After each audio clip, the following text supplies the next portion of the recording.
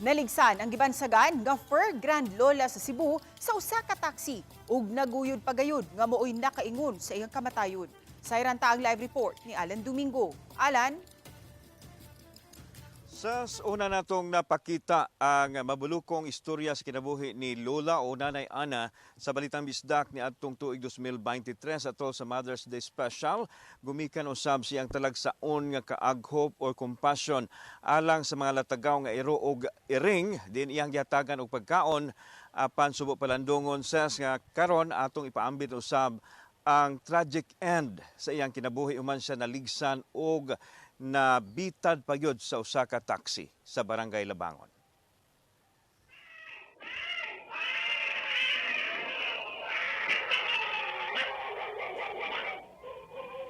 Kini ang tingog nga na-capture sa CCTV diin tataw ang kasakit nga nahiaguman ni Lola Ana Garcia.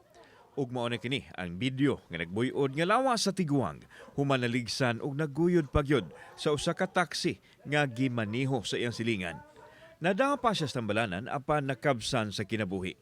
Upon arrival sa moang ambulance, pag cater na mo sa pasyente, makita gid siya sir nga naadyo siya kanang bleeding. Nya makita sa dimo diri nga na siya mga samad ana. Nasayran nga naghatag og pagkaon sa mga iring ang Tiguang ni adtong gabhiuna dihang nahitabo ang insidente. Kini ang lama sa dugo ni Ana Garcia kung nato makita human siya naguroy dihang naligsan sa taxi nga gimaniho raw sab silang silingan.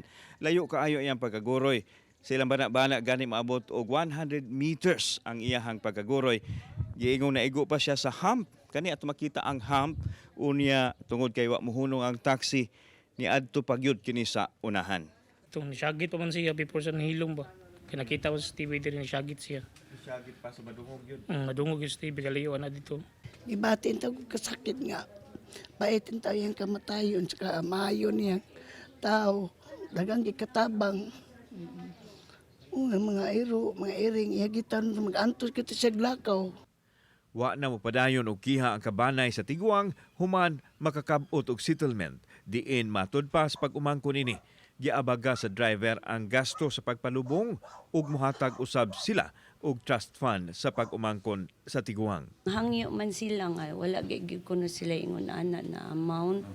So ang amon na lang gikuan kay ang akong tiya gipaskoy man na niya among igsuon ay adto na lang padung niya. Giklaro ni Annabel nga wa nila pasagdi ang ilang iyaan apan gusto lang kuno kini nga mag-inusara og dili hilabtan. Tuig 2023, gi-feature sa Balitang Bisdak si Nanay Ana kinsa una niyang gitug-an nga wa na siya pamilya busa ang iyang mga iring og iro na lang sa kadalanan ang iyang giisip nga pamilya. Gigugol niya ang iyang panahon sa pagbaktas sa kadalanan sa dakbayan sa Sugbo aron hatagan og pagkaon ang mga latagaw nga mga iro og iring. Kung adunay mohatag kaniya og donasyon, ipalit niya ang tanan og mga pagkaon sa iyang mga fur babies. Wa na ko ilang kapaingnan, sir. Sila na lang maguyog-uyog na ako sa matagal sila. Mawaan ako sa kalibutan, sir. Ang akong iring og iro, di akong kaluyan. Kinsa na lang ma-adapt nila. Gusto ko ma-adapt sila sa maayong pagkabutang. Pinangga ba kayo na ako sila, sir. Kining iringa nga naa diri sa sementeryo, usanis mga pinakaon ni Nanay Ana. Gani ko na makita kini, doon na pa'y lama, no? Nabilin ng pagkaon. Nagpaabot ni sila kung kano sa maabot ang ilahang gitawag nga fur grandmother apan di na maabot kay patay naman. Usa sa mga saksi sa Compassion sa Tiguang ang head sa DVMF nga si Dr. Jessica Maribuhok nga mausay duulanan sa Tiguang aron pabakunahan ang mga fur babies bisan magkalisod sa paglakaw. Nang hinaot sila nga mahatagan og hustisya ang kamatayon niini. Nagpuyo ra dito siya dito sa sementeryo sa Labangon.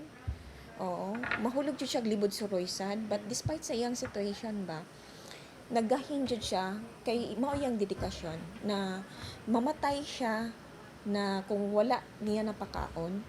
Kay gusto niya na mamatay sad siya na nagpakaon niya nahitabo. Pwede na to ko. Pwede na. Di ko.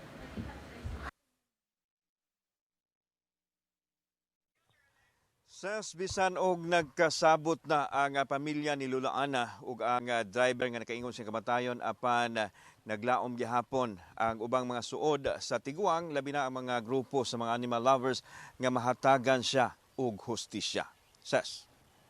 Dagang salamat, Alan Domingo.